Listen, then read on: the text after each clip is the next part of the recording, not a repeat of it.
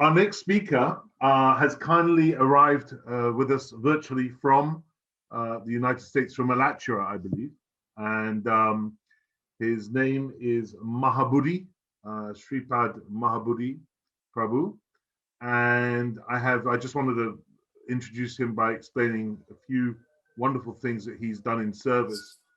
Mahabuddhi, back in 1896, many of you will be aware that the first books arrived in British libraries from Srila Bhaktivinoda Thakur on the Vipam Prabhu was saying earlier, it's in the same year that Prabhupada was born, appeared. And joining a dotted line to that, this gentleman headed up the Bhaktivedanta Library Party, putting Prabhupada's books in all the libraries in the United States. That was one of his many services. He has a degree in public services and hospital administration, so very adept in worldly matters. He has a PhD. Srila Prabhupada also instructed for us to create a university along Vedic lines, and he's founded the Florida Vedic College. And he was also one of the early founders of the New Vrindavan community. And he came to Srila Gurudeva pretty early on and was one of those Prabhupada disciples that Srila Gurudeva had a very unique relationship with. So I'm very excited to present to you all Sripad Mahabuddhi Prabhu from Alachua. Haribol. Actually, I'm going to correct it. I'm in the hills of West Virginia. Been hiding out for several years, but I'm very pleased to accept the opportunity to glorify my Gurudevs, Srila Prabhupada and Srila Gurudeva, under this wonderful arrangement that you have done to bring this Zoom conferences to so many people. Normally, I was telling previously that I was hiding out, and I would just want to say one thing before that. I'm so appreciative of Chidandi Maharaj's glorification, and after hearing him again, I'm really missing his association, because in many ways also the reason I was hiding out, because we have been reading all of Srila Prabhupada's Ras Leela books, all of his. We've spent the last 3 years in going through Jaiva Dharma and going through Rasa Panchadaya and Madhura Kandamini, and then Vilapa Kusmanjali, and we're now on Sri Prema Bhakti Chandrika and with Bhajan Rihasa, all of these different works. And it's sort of like when you preach on these things, everyone, as he said, looks at you like, oh, so you'll have a very small crowd unless they have taste. But first, let me offer my most humble and respectful obeisances unto the lotus feet of my spiritual master, His Divine Grace A.C. Bhaktivedanta Swami Srila Prabhupada, and same Dandavat pranams heartfelt unto my Shiksha Guru, Srila Bhaktivedanta Narayana Goswami Maharaj. I offer my respectful obeisances unto Rupanuga Gaudiya Varga, headed by Sri Rupa Manjari, Sri Rupa Goswami, and Rativ Manjari, Sri Raghunath Das Goswami, and to all of the Gaudiya Vaishnava acharyas that have given their life and blood to elaborate in these literatures, so that we, many, even thousands and hundreds of years later, may have the opportunity of entering into this wonderful world of Bhadra Bhakti. So in appreciation of what Chidandi Maharaj said and what Madhavrata said, I'll say a few things. It is very hard to squeeze 45 years into like 20 minutes. But I first met Srila Prabhupada in a very unusual thing and also mystical, like Madhavrata. I had made a vow when I was 13 to try to understand what is the absolute truth. And I stopped reading any fiction, and I read all the Old Testament, New Testament, Qurans, all the different literatures, including the Taoism, Buddhism, all the way through Hinduism. And then I had and after 6 years of that, then I took my first religion class in college and corrected the teacher so much that as a freshman at 17 years old, I was teaching the religion class. But I didn't know anything about God. Even though I heard so many things, I didn't know anything. So I had read so many books, and I had met devotees once I was a football player, and they came on campus, and some Christians were heckling him, and I wanted to hear what they said. So I went up to the Christian heckler, and I gave him 3 seconds. I said, I'm going to count to 3. If you don't leave, I'm going to pound you in the dirt. So he took that seriously. And then one of the devotees came, and they gave me a Bhagavad, a Back to Godhead, and I gave a donation like $1. And then I remember it was Mother Kuti, Dinabandhu's wife, and she gave me the slug glue. And the slug glue was so tasty. I've never tasted anything like that in my life. So I figured it must be $1. So I went and gave $10 and got 10 slug glues, and immediately ate all 10. So some of you may, I don't know if it was the book came first or Prasadam came first, or even the pursuit of absolute truth, but somehow Prabhupada, when his mystical weapons started going this way. So after so much confusion and teaching in college, still I didn't know anything what I felt really know about God. So I was tearing and praying, please God, please, somehow let me know who you are. So I went to the university bookstore where I was, this is similar, I guess, to my Devrata was saying. And in the bookstore, I had read almost all the books there, but I was picking up a book, I remember, I think in Christian Gnosticism or something. And on my head, a book fell on my head from the 3rd shelf. And so I go, okay, Bhajja Gita, I couldn't say Bhagavad Gita. So Bhajja Gita or something. I said, I remember hearing this from some of my readings. So I put it back up on the shelf. I said, I'll read it sometime, but not today. And I went to pick up that book again. Again, the book fell on my head. And this book was Srila Prabhupada's first Macmillan translation of Bhagavad Gita in the paperback edition, 1968. So I took that book and I read it. And as I read it, literally, it was confirming one after another, so much so my hairs were standing on, and I was like, yes, that's true. Yes, that's true. Although I didn't know these things, but I was confirmed, yes, all these things are true. I figured I finally found something. I found what I was looking for so many years through Prabhupada's book. But what happened? Because at that time there were so many this Bhagavan this and Yogi this and Maharishi this, so many cheaters were there in the 60s are preying on so many people. So I said, I'm so much indebted to this Bhagavad Gita. But who is this Bhakti Vedanta Swami? I had no idea because I had no association. So I made the vow, I'm going to go and challenge if he's a real guru. Now, most devotees, people that know me know that I'm very revolutionary, basically, and have been my whole life. So I decided I was going to challenge God. If God is there, then I was wealthy. I was a student body president and football player and had money and cars. I didn't have anything lacking. But I said, okay, I'm gonna hitchhike. So I hitchhiked from San Diego to Los Angeles to go to challenge Prabhupada. So the second car comes by and picks me up and drives me 2.5 hours and drops me off in front of the temple. And there in front of the temple, I walked in that temple, right outside the temple was Shyam Sundar. I didn't know who that was, tall devotee with red hair. So he goes, you want to see Srila Prabhupada? I said, yes, that's what I came for. So he took me up the back stairs. Granted, I've never even been to the temple before. He took me up the back stairs into Prabhupada's room. And there was a bunch of devotees there. They were all dressed in saffrons. And I remember sticks. There was a bunch of sticks up in the air. I had no idea what the danda was. And then there was 2 devotees dressed in white, the temple president and then the Lopaji Jaitirtha and Karandar. And this was in 1969, 1970. So I went there and I had this thing, 4 things. You must know what the absolute truth is. You must know what the process is. You must be able to read my mind, and you must be able to predict the future.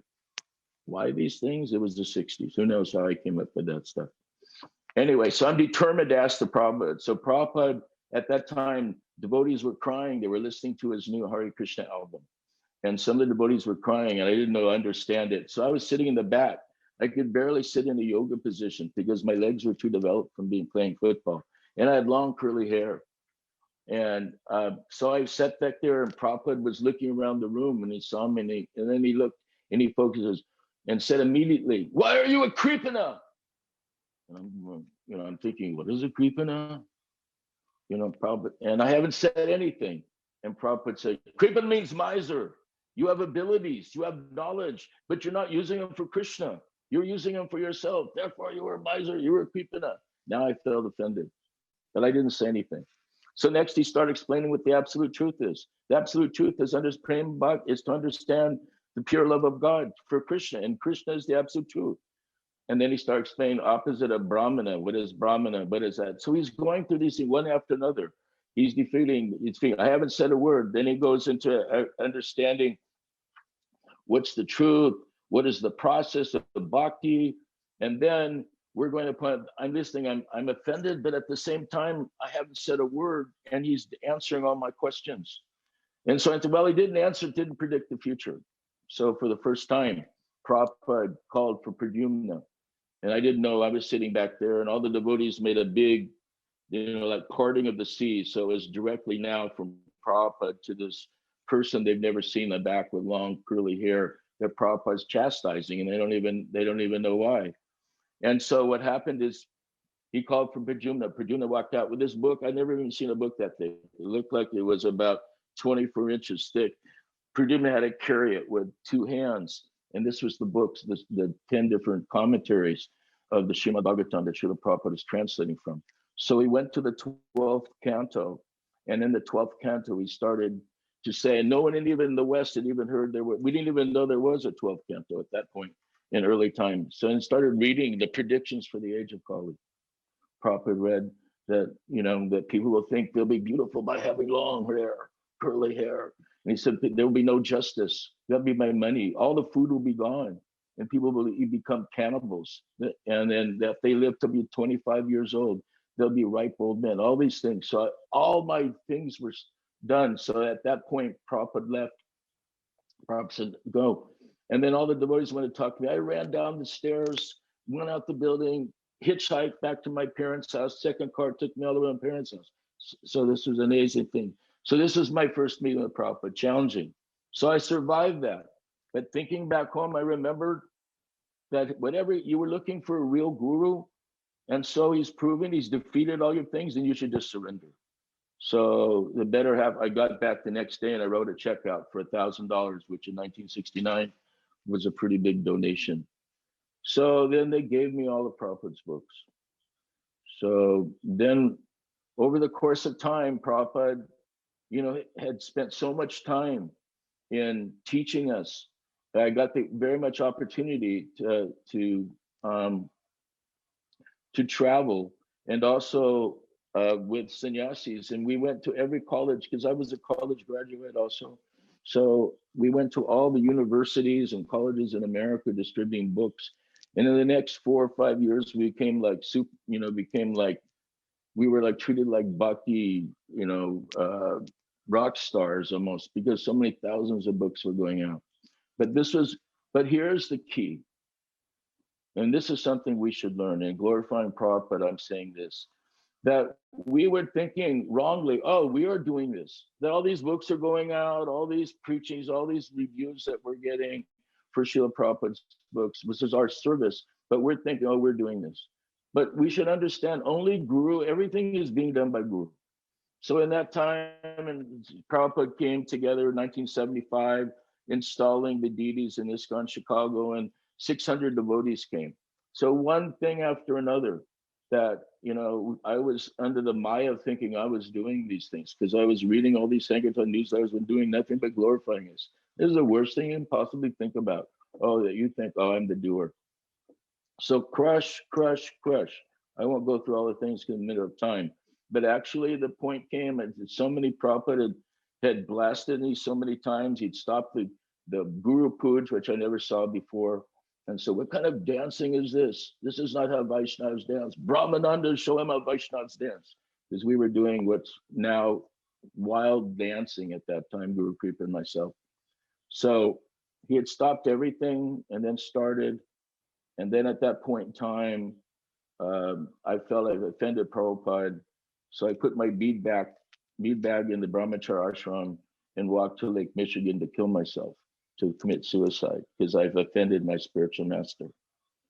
And on the way going there, I was about a block down and I hear this, Mahabuddhi, Mahabuddhi. And Prabhupada had sent Satsut Maharaj to call me. And I knew who the voice was, but I didn't turn around. But then eventually I said, okay, I don't want to get him in trouble too. So then when I went there, he sent a car to take us to where he was staying. And then I remembered one of the things I didn't do was pay dandabats, full dandabats, when he was having a television conference, because I was setting up a book table. I didn't want to disturb everyone. But he told everyone his disciples pay full dandabats when they come into his room. But I didn't do that at that time. So at this time, I paid full dandabats to Srila Prabhupada and realized I was nothing. Everything is being done by him. We have no abilities, that everything is just being done by Guru. And then when I took that mood and attitude, then I came up and Prabhupada was smiling at me, like laughing.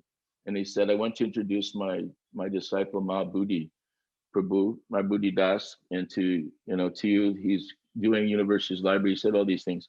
And then it was in a full room there was the mayor and the state legislator. There's about 6 or 7 big people that he had me talk to. So here's the thing that we should understand. Who is Guru? We are all fortunate that this whole platform that we are now following, everything is being done by Guru. Those of us that are trying for Rupanuga, Varg, and this Braja Bhakti, as Tridandi Maharaj said, then what is the platform? The platform is everything is being granted by Guru. So if we don't have a relationship with Shri Guru, and so there's for those of us that are fortunate, Gurudeva told me very personally, I'd met him first, Prabhupada introduced to me, and then he was instrumental. We were sent to India, instrumental in getting the crown off Prabhupada, for those of you old enough to remember that, in Vrindavan. But this time when he called, he came to Florida, he said, and he kept calling, had his disciples calling to meet with him. So when I finally met with him, he first explained, because at that time, there was the poisoning of Prabhupada issue was coming on. Gurudev confirmed it, that Prabhupada was indeed poisoned, but he said your Guru Maharaj could leave whenever he wanted to. He was not under any ordinary position. So this, of course, people don't want to hear this, but it's actually true, and Gurudev confirmed it. He said they tried to poison him in Los Angeles also. So, but those are the real thing that Gurudev came to do is exactly what's already been said. I was fortunate enough to hear from him for a month. He came to Miami and spent a month, and every day he would preach to us. So in those courses of those discussions, in which there's so many different personal things he told us, I don't think I need to go into them from all of them, but in everything that he said, in every platform he said, it came to the understanding of what this Braj Bhakti and Radhika platform of Radha Dasyam is. But when you're smart enough to understand who is giving this, if we don't have a relation, if we don't have a relation in the sense of being snigta, being very favorable, and that being favorable, that he considers favorable, means not only just surrendering to Srila Prabhupada and Srila Gurudev, not just being humble, Trinada Pisuna Chaina, but what does it actually mean? It means that one continually tries to serve the desire of Guru for his whole life, not just once, or not just as an old person now, oh, we surrendered and we did this, and now it's just reminiscence. It means that daily within our life, every single day, that we have to endeavor to try to render devotional service, to try to render service to Guru, to try to do a Guru Vishramba Seva. If not, how then will we please Radhika? How will we become Radhika Dasi? This was explained by Tridandi in the first class. So the first thing he's saying, how do we have to think, oh, it's Radhika, but how will we do that if we don't first please Guru. There is no way, if you do not please Guru, you will not have the opportunity to become this Radhadasi, or you get very far in Vraj Bhakti. Guaranteed. Because who is giving that? Who is giving the shelter? Gurudev. Who is protecting you from Maya? Gurudev. We have not yet developed our own understanding of what is our spiritual relationship is. Where is that Sudasat Visheshatma? Where is that going to come from? Gurudev. So if we don't distribute and we don't have love for a guru, then how then will we be able to develop our relationship with Radhika? Because it's all handed up. One day on Govardhan, Srila Gurudev, this was back in 2000, I don't know, 2 maybe, I don't know the exact date. Everyone was in Varsana and they were taking plates on their hat with fruit and going to the Varsana temple, Varsana Govardhan Hill. And Gurudev asked, I stayed back with Gurudev. And he asked why I stayed back, because I want to hear from you what values I'm going to be just putting fruit on Govardhan, even though it is wonderful, but I wanted to hear from you. So I asked him, what are you doing? He said, I'm offering all of you. You have come from so many different thousands of miles away. No, hardly anyone knows very much about bhakti. So I'm praying to Govardhan, to Radha and Krishna, because they have surrendered to me, to please you accept these devotees. You accept them. So this is not only the mercy of Srila Prabhupada and Srila Gurudev, that he's praying that Radha and Krishna will accept you. So then how will we actually render service if we don't please Guru, if we don't put him first?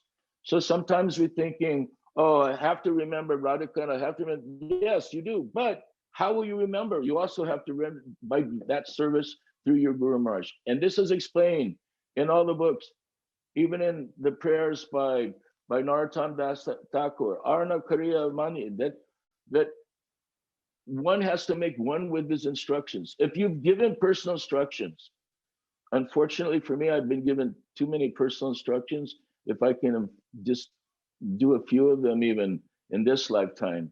But at the same point, so many things that these instructions are gifts. These gifts that Guru gives, because why? He's becoming close to you through his words. So if you follow those instructions, that is your benefit, that is your treasure, that is the relationship that you can have and develop.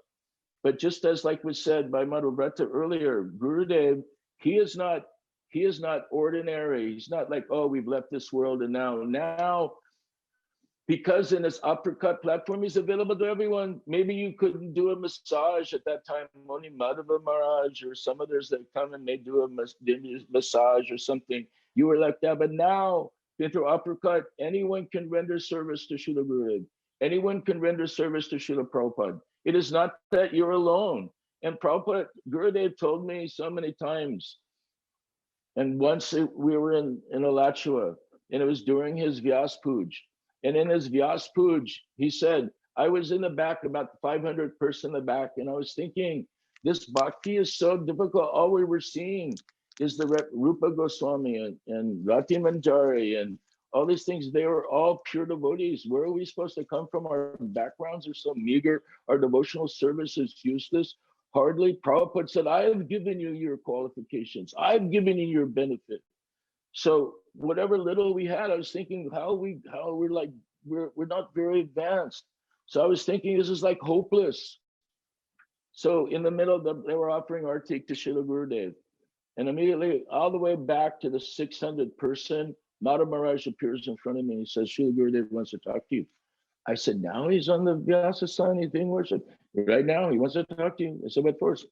Didn't know. So I had to go all up to the Vyasasana as they're offering artik to Srila Gurudev. And Gurudev had me come closer, right into his ears, and right to where to my ear was there. And he said, don't become hopeless. So for all of us, we should understand, don't become hopeless. So for those of us how we took Gurudev, what did those of us from ISKCON, we were coming as Prabhupada's disciples. What did we know of Shiksha?